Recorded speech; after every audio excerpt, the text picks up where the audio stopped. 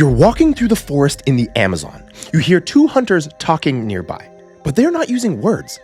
They're whistling? Full sentences, complex ideas, entire conversations through whistles. And somehow, they seem to understand each other perfectly. Now, you might think that's the strangest thing a language can do, but what if I told you that there's a language where a single word can have over 1 million different forms? Or a language with more than 100 consonant sounds, so many that most humans physically can't produce them all. Today, we're counting down the top 10 strangest languages on Earth, from the merely bizarre to the absolutely mind-bending. And by the end, you'll see one that was literally designed to be impossible to learn. Let's start at number 10. Oh, and a quick disclaimer, because I know everyone likes to point this out in the comments. There is zero chance that I will pronounce basically any of this right, so bear with me. At number 10, we've got Welsh. With all due respect, when Welsh is typed out, it looks like somebody fell asleep on a keyboard. Wolfhan per pul gul gogri shifren dober welento gogogoch, I believe is how you say it. That's a real place name in Wales, and yes, people can actually say it. But the weirdness goes deeper than just spelling. In Welsh, the first letter of a word can change depending on what comes before it. This is called initial consonant mutation. So the word for pen is pen, P-E-N. But if you say her pen, it becomes a pen, E-I-P-H-E-N. And if you say my pen, it becomes fee-men, like F-Y-M-H-E-N. Same word, 3 different starting sounds. Now, here's where it gets stranger. This mutation even applies to borrow words from English. The English word bus becomes fuss in certain contexts. Imagine learning a language where every noun has a shape-shifting first letter and even the loan words aren't safe. Well, that's Welsh. Coming in at number 9, we have Burmese. Burmese is written in circles. Seriously, the script is made almost entirely of loops and curves, and it looks more like art than writing. Absolutely beautiful, but pretty difficult to decode, at least for mere mortals like myself. But the real strangeness is invisible. In Burmese, there are no spaces between words, only between phrases. So when you're reading, you have to figure out where one word ends and the next word begins, in real time with no visual cues. Now, some other languages are like this, but the fact that it's written in circles and curves makes it especially difficult. It's like reading English if English looked like this. Imagine trying to read this sentence without spaces between words. Native speakers do this subconsciously, segmenting the text as they go. But for learners, it's like trying to solve a puzzle while the puzzle is moving. And that's just the script. Burmese is also tonal, so the same syllable can mean completely different things depending on pitch. One wrong curve, one wrong tone, and your sentence becomes gibberish. Of course, just let me emphasize that the way the text is written isn't necessarily entirely unique to Burmese, because there are other languages that also share the same difficulties, but again, the fact that it's very similar looking curves and tones can be super hard to decipher. Oh, and if you've ever wondered whether there's a system that takes the guesswork out of language learning, where you're not drowning in random vocab or trying to decode alien scripts on your own, there's a link in the description that walks you through exactly how I take people from 0 to conversational fluency in just 200 days. Take a look at the link in the description or the pinned comment. Number 8, and here we're really starting to get into the ones that I cannot pronounce, we have Khoekhoe. Most languages use the tongue, lips, and vocal cords to make sounds. Khoekhoe adds one more tool: clicks. But not the kind of click that you might make to call your dog or something. These are full consonants, as fundamental to the language as T or K is to English. And Khoekhoe doesn't just have one click. It has multiple types, made with different parts of the mouth, released in different ways, and combined with other consonants. Some clicks are made at the front of the mouth, some at the side, some at the back. And here's the part that breaks most learners' brains. Many Khoekhoe clicks are double articulated. That means you're producing a click and a regular consonant at the exact same time. Try making a sound while also making a K at the same time. Not one after the other, but simultaneously. That's what Khoekhoe speakers do in nearly every single sentence. And they do it so fast that untrained ears often can't even hear the two sounds as separate. To an outsider, it sounds like the language is breaking the rules of human speech. But to a Khoekhoe speaker, it's just Tuesday. Okay, number 7, and I'm probably gonna mispronounce this one too, Pirahã. Pirahã is spoken by a small indigenous group in the Amazon. Not the employees at the company, but in the actual region. And this one might be the most restrictive language on Earth. For starters, there are no fixed words for colors. No words for specific numbers, not even 1 or 2. Just concepts like few or many. But here's where it gets truly strange. According to the linguist Daniel Everett, Pirahã has no recursion. Recursion is the ability to embed one idea inside of another. It's kind of like saying, the man who sold the car that I bought. Most linguists believed recursion was universal, a core feature of all human languages. Pirahã might be that exception. And there's actually a cultural reason for this. Pirahã speakers have a strict rule. You can only talk about things you've personally experienced, or that someone you know has personally experienced. No myths, no hypotheticals, no distant past. If you didn't see it or see someone who saw it, you can't say it. This cultural constraint has shaped the grammar so deeply that entire categories of sentences are simply ungrammatical. Imagine trying to learn a language where you can't say, I think, I believe, or what if. That is Pirahã. Number 6 on our list, we have another one I can't pronounce, ta. Ta has the largest sound inventory of any known language. Over 100 consonants, more than 30 vowels. For comparison, English has around 24 consonant sounds and 14 to 20 vowels depending on dialect. Ta has 5 times that. And many of those sounds are clicks, different types, different placements, different releases. But here's the kicker. Some ta consonants require you to do 3 things at once. Nasalize the sound, aspirate it, and constrict your glottis, all while making a click. Most humans can't physically produce these sounds without extensive training. Even linguists who specialize in click languages struggle with ta. It's not just strange.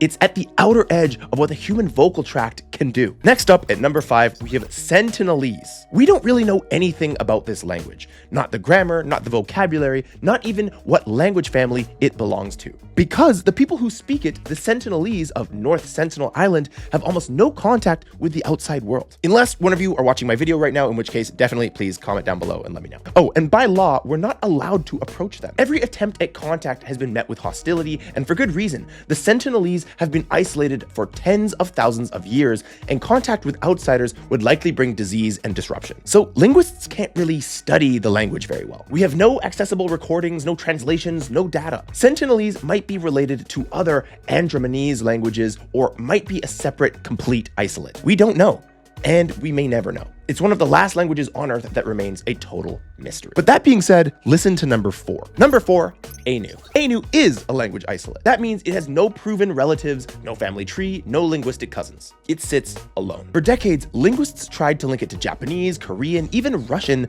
but nothing stuck. Ainu is just itself. But the strangeness doesn't quite stop at its origins. Ainu used to allow verb incorporation, a feature where you take a whole noun and fuse it directly into a verb. So instead of saying I caught a fish, you'd say something closer to I fish caught. The entire object becomes part of the verb. And because Ainu verbs would stack multiple incorporated nouns and suffixes, you'd sometimes get words that functioned like entire sentences. Imagine for a second if English let you say, I car drove store to yesterday, as a single word. That's what Ainu could let you do. Nay, that's what you must do when speaking Ainu. And unfortunately, because this language is critically endangered, only a handful of elderly speakers remain. Most of these features are now only accessible through historical records. We are watching a linguistic universe disappear in real time. Number 3 is a language that I've actually covered a little bit on this channel before, Silbo Gomero. Silbo Gomero is Spanish, but it's not spoken, it's whistled. On the island of La Gomera in the Canary Islands, people use whistles to communicate across deep ravines and valleys. This isn't just a novelty, it's a full, functional language. Every vowel and consonant in Spanish has a corresponding whistle. You can have entire conversations, tell stories, even argue, all in whistles.